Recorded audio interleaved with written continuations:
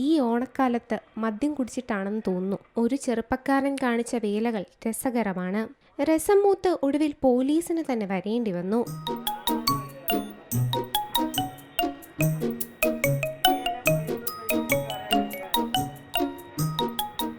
രണ്ടെണ്ണം അടിച്ചിട്ടാവണം. പ്രാഞ്ചി വന്ന പെരുമ്പലം സ്വദേശി വിജീഷിന് സ്വകാര്യ കമ്പനിയുടെ ATM കൗണ്ടർ കണ്ടപ്പോൾ ഒരു കൊതി. ഊഞ്ഞാലാടണം. ഇത്തിരി നേരം ATMന്റെ വാതിൽ തട്ടിത്തടവി തലോടി നിന്ന ആശാൻ പതിയെ ഊഞ്ഞാലാട്ടം തുടങ്ങി. ATMന്റെ ചില്ലുവാതിലിൽ തൂങ്ങി കുടിയൻ കുഞ്ഞുവാവയുടെ ഒന്നൊന്നര ഊഞ്ഞാലാട്ടം.